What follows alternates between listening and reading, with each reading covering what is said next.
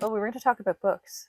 Yeah, We kind of did a little bit. yeah. Yeah. So Simone is a voracious reader, and I've kind of got into reading. So I'm starting the Ken Follett series. Mm-hmm. So, and it's the one, what is it? The Pillars of the Earth. Pillars of the Earth. Yes. Yes, So, and that's the first one, right? it is. I bought those books literally 20 years ago Okay. and never opened them. So I felt, and I thought it was a little bit, I had an impression that it was fantasy, but it's not. No. Yeah. So now Simone and I were discussing it, and I think I'm more motivated to read it now. Yeah, it gets into historic fiction, Yeah. and you really love that genre. So Yes, I I think do. you'll really enjoy these Yeah. So books. we'll keep you.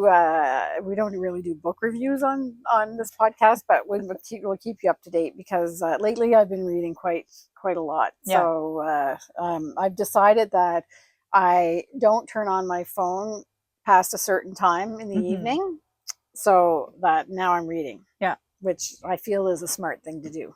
See, reading is my treat time. Yeah. Like, I look forward to reading every single day, and I usually start my day with it now. So I'll Okay. get up and I make my big mug of coffee, Yeah. and I just pick up a book. And what And time would that be, Simone?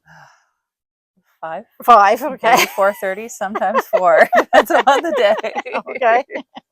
But yeah, I start with reading and coffee and usually the cats. Yes.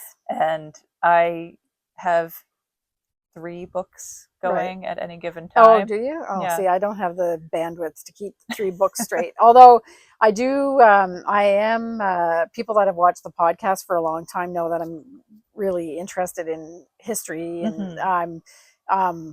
things around the world wars and things like that Mm-hmm. are interesting to me as well. Yeah. So I've talked about her before, but we have an author here on the island, Katherine Dewar, who has written 3 books now about nurses during the war years. Have you heard of her books? No. Okay. But I'll have to check her out. Yeah, so I'll lend you them because Okay. I have all of her books. So there's the nurses from PEI that went to in World War One. So Mm-hmm. she does like a she talks about it overall and the Mm-hmm. contribution that these women made to the war effort.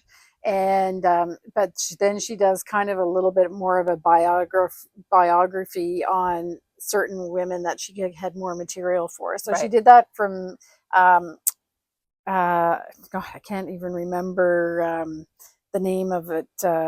Anyway, I put it in the titles. I can't remember. My brain. Arne always says his brain is like a goldfish. I think that's actually. I think the heat is just Yeah, I don't. I never remember sapping it. anything. Those Splendid Girls. That's what the Splendid name of it. Girls. Those Okay. Splendid Girls.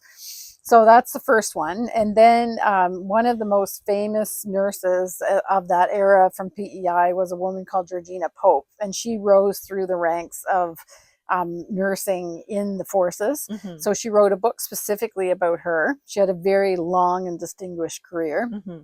And the one I'm reading now is the nurses in World War II, and I've just started it. Okay. And it's funny because I was surprised. I watched her, or I went to a lecture where Katherine was speaking, but they still haven't released the records from World War II. Oh. So yeah, it's like a little bit sort of ancient history. Yes. I mean, as far as relevance and secrets and that kind of thing.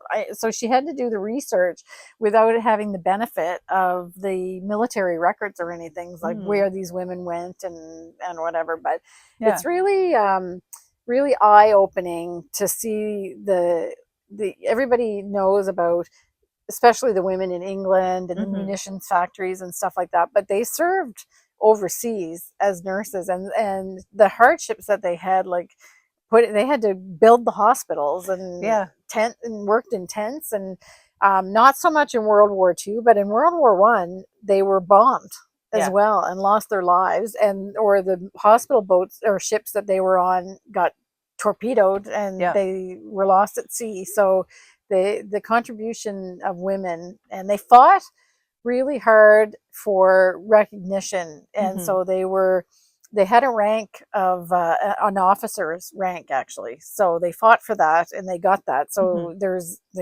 people had to salute them when you passed a nursing sister. So it's really interesting Yeah. to read. So I read that, but that's really just like documentary type, and then I like to have some kind of fiction as well to read. So I'm kind of like that too, where I usually have a nonfiction book and then one or two fiction books, and they're yeah, usually pretty different, yes. so that it's very easy to keep the story Yes, straight. yes, I can just see time or plot lines being muddled in my head if I was doing two fiction. Fiction.